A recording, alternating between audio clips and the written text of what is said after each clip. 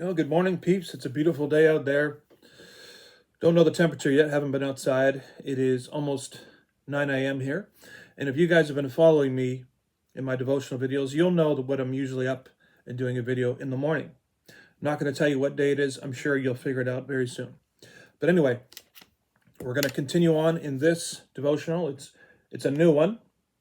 Got pretty little flowers on it. It looks like I bought it at Ross, and I see the price tag on the back.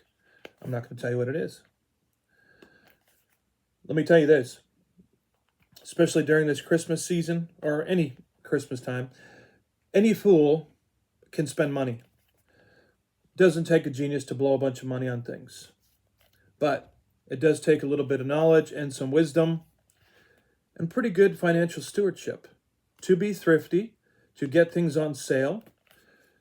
You know, sometimes we have enough money that we don't really care and we'll just buy it anyway. But, I think there's something to be said about being thrifty and spending your finances wise if you have to get something. So, food for thought. Thank you for tuning in with me. This devotional is called 365 Days of Kindness, as I'm sure you just saw. We are on January the 2nd here this morning. This is my light. I know it looks bright in here, but when I'm actually reading, it's quite dark. So this is January the 2nd. It's called The Right Filter. In the New Living Translation of Proverbs 1:3, it says, "Their purpose is to teach people to live disciplined and successful lives, to help them do what is right, just, and fair." I don't know what, this is a King James Bible, but it's modernized some of the words. So let me turn that sound down there so it doesn't distract you. Hope you like my little Christmas lights in the back there.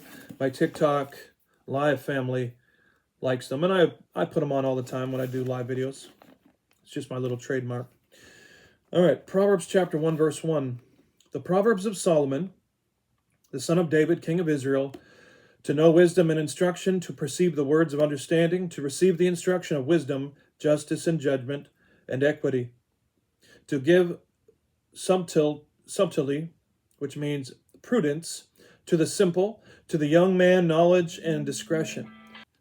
To give subtlety to the simple, which means prudence, by the way. All right.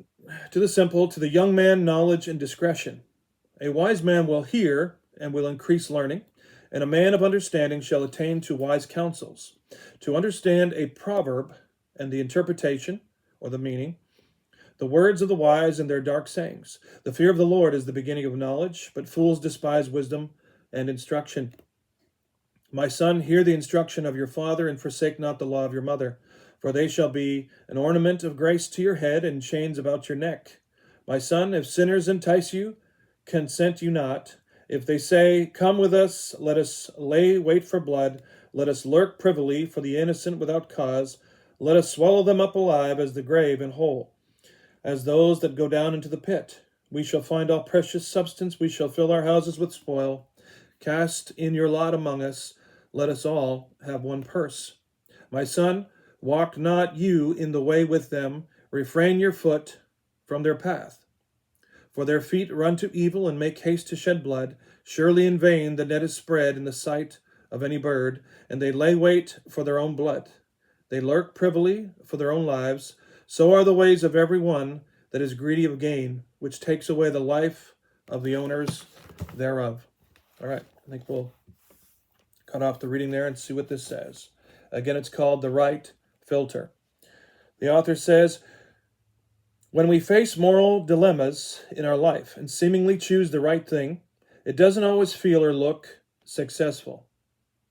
These are the dilemmas that make us choose humility over pride, putting someone else first, or simply standing back, not trying to defend ourselves. It takes a great amount of personal strength and discipline to do what is right. But does that always equate to things being just and fair? Wisdom doesn't mean you always have to come out looking like the loser. Sometimes being fair means that you have to call someone else out on their dishonesty or remove a negative person from a team for the sake of the greater good. The next time you run into a dilemma of this kind, run it through the wisdom filter of doing what is right, just, and fair. The best outcome is feeling successful because you were confident that what you decided was right.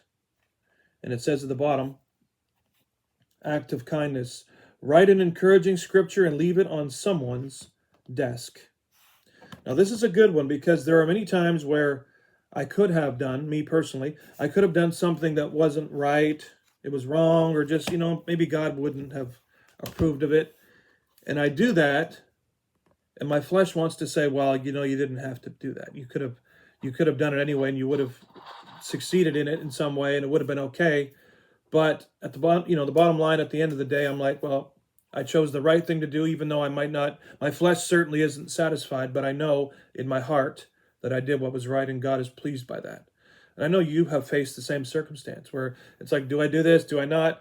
Does God really care about this? Probably not a good idea. But you're like, no, I'm not going to do anything that's even close to displeasing God. So you do what you believe is right. You please the Lord, but yet your flesh is so disappointed, and you start second guessing yourself, like, oh, should I have really done what was right? Would it have really mattered if I'd done the other thing? I've been there many times. I know exactly how it is.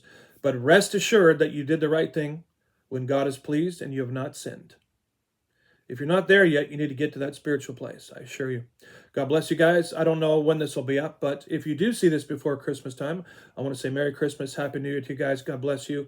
And I'll see you in the next 365 days of kindness.